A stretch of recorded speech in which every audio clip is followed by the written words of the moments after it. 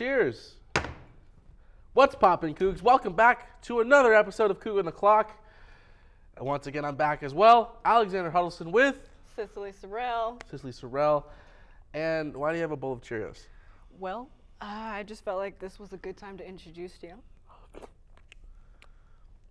She used to do this in class. So she'd come in with a cup of milk and then a plastic bowl and Cheerios in a bag. It's actually a water bottle, but. Water bottle, sorry.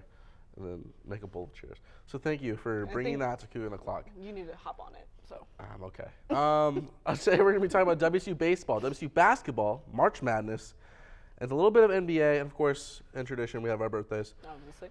So with that and our Cheerios, let's get into the show.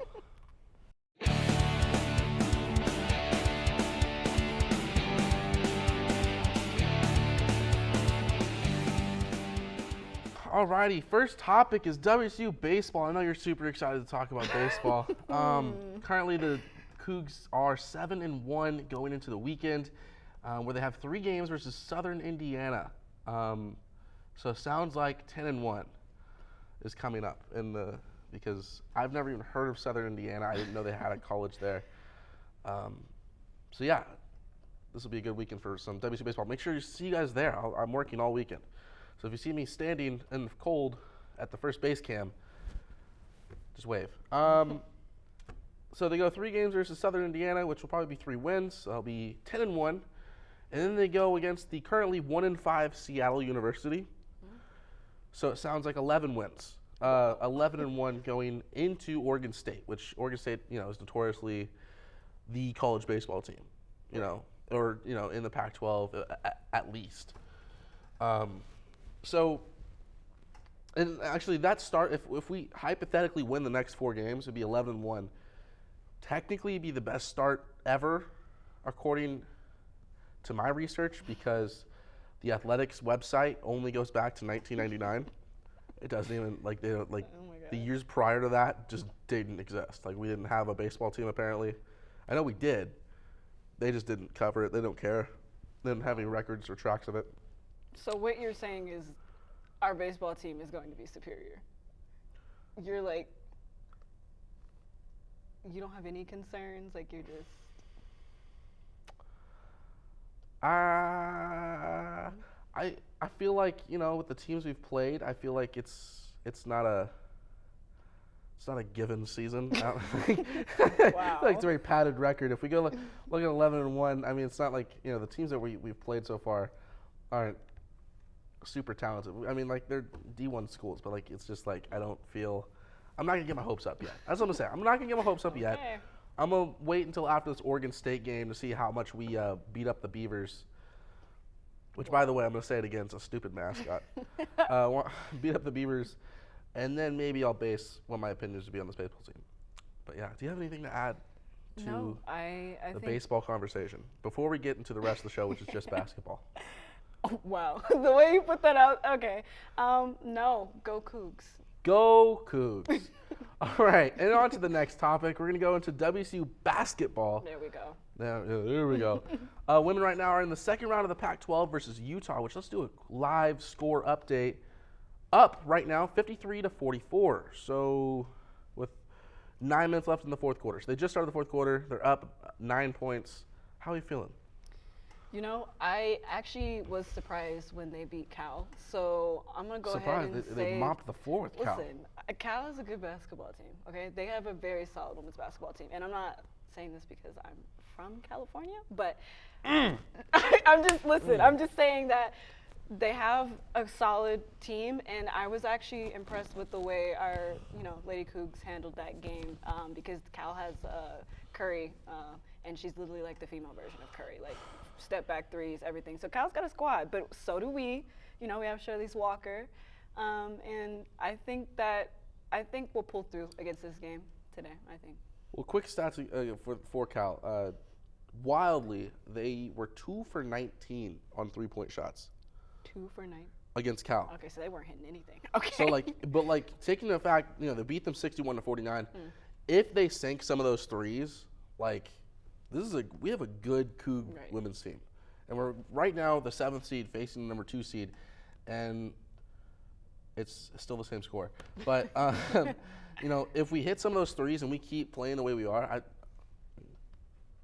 to win the Pac-12. I mean, we still have Stanford in our way. We still have USC. So you know, the top teams are our way. I don't know. I think I have to differ with that opinion. I think I'm a little concerned because I think we have some decent shooters on our team. We do. But I think what we lack is in versatility skill-wise. I think that when we face sort of topper teams, we tend to struggle with like guarding positions that are more versatile on the court. So for instance, if we play, I'm not going to name a team, but a team that has like a stretch center when they can shoot from the perimeter, we tend to struggle with teams against that. I'm hoping for the best, but I think that we haven't gotten enough tests yet to really dictate what our run's going to look like come March Madness. Gotcha. Well, real quick, before we run out of time, we're going to hit on the men's real quick. Men's facing UW tonight for the second round of the Apple Cup in Seattle, which they've already beaten Noah and the Huskies once this season, 56-51. So hopefully that's happening tonight. You know, we will not be on air. Sorry, this camera. Hi, guys. I'm looking at the wrong camera. By the way, sorry, I moved my mic mid-show. You probably didn't hear me the first topic, but that's whatever. Yeah. We're probably not going to make the tournament. I was waiting for that. Unless we win the Pac-12 tournament, which I... Let's move on to the next topic. Next topic. We're going to go into March Madness. I'm going to stick with the team that I've been saying this entire time, just to stick with, to stay on brand. Let's go Iowa State. Iowa State. I've been saying it. Obviously, you aren't what? There's gum on this desk. I just stuck my thumb in. Okay. Why Iowa State though? They're just my team. They're my closet college team. I always support. But what do you have to say? I'm gonna let you talk a little bit. I talked a little bit too much. So I personally, I don't. This could be just me. I feel like this year has been a little underwhelming as far as college talent is concerned, but I'm just going to go ahead and throw that team back in the hat. I'm going to go Kansas because they did win last year, and I think that they got a solid foundation, and their players that they have on their team, they never quite become like, there's not a consistent theme of them becoming superstars in the NBA. I'm just going to say that. They're like usually role players, but why I'm going with Kansas is because all their players usually know their role, and they kind of, they thrive under those expectations. So I think Kansas is going to make a pretty good run, and I hope that they win because I'm making sort of a thoughtless pick for them to go all the way again because they have a solid foundation and a very good coach. Are you also hoping they win because you're gambling? What? Okay, I'm hoping they win. I'm just going to add this on here because they won last time, so they have high odds, right, to win again. And because I have literally not been paying attention to any other college teams besides WSU. Go Cougs. Nice. Well, I did some research. I also talked to a few sources to do, I have some insiders on college basketball. Right? What's going on? Right now, I think a team on the rise to watch. Oh boy, here we go. Is Baylor. All right. Okay. This is actual stuff. Baylor, they are actually the favorite to win the Big 12 tournament currently. So they're the team on the rise for me. Okay. That's from Insider Source. Insider Source. Team on the down, Tennessee. They lost their star player Sakai Ziegler. He tore his ACL. Oof. So they aren't going to be playing as hard or as well as they have been this season. So Tennessee's going down while Baylor's going up. Okay, what about your thoughts about Gonzaga? I know they're not as appealing as they were since I didn't talk to my insider source about Gonzaga, so I don't have any but you don't. I do have information on a sleeper pick in Kentucky. Kentucky. Ew. Waking up, the team is finally meshing. And last year's Player of the Year, Oscar Tshiebwe, is starting to ball out. So, I think UK might go back to their winning ways. Oh, it's a bit of a stretch. Back to the Wildcats of basketball. How is Kentucky a stretch? What have they really? That's why they're a sleeper. They're gonna stay asleep. The whole point of being a sleeper is eventually you wake people up, right? They're not gonna. They are waking people up. The team is meshing. Okay. as my insider source said. I'm going to hold you to that. Okay, do it. Them and Iowa State, they're winning it. Time is out. Let's move on to NBA. The best topic of the day. I know you have a lot of notes to talk about. I just have 2. That's it. So you go ahead first. Okay, first of all. Your cheers are going to get soggy, by the way. Listen, I need you to worry about you. Let me do me. He's saying this because he already knows I'm going to go in on his team, the Warriors. They have miraculously, and in my opinion, unfortunately, jumped to the 5th seed. So I'm gonna give y'all some credit because listen, I'm trying not to be biased. It's killing me to say this, but with Clay back to his normal form and Steph recovering, he should be back, I think, within a week or 2. They say he's progressing very solid with rehab, and they got GP2 back, although I don't think he'll be back anytime soon. And, like, if y'all make a deep run, y'all might get him. Y'all look really good. I'm just going to be real. Like, you guys look really, really solid, and it kills me to say this because I'm kind of scared. Scared. And I think that you guys are a solid second-round exit. This is me hoping. Wow. I think you're a very competitive. It'll go to 7 games and you'll get bounced. I don't know who. I don't know when, but you will. What are your thoughts? Your Warriors? Well, go Warriors. Go Warriors. But I will say it's all aligning right now. With the Lakers starting to play better, but then LeBron gets hurt, they're out. The Celtics, they can't close a series. No, they're out. They can't. It's all aligning. And the Warrior, the big 3, Clay, Draymond, and Curry are all in postseason form. Absolutely. So it's all aligning for another Warriors title. I'm just saying. Oh my God, he had to say it. Okay, I wasn't gonna go that far. Bay Area basketball. We're gonna go to back. the other side of the Bay. Sacktown.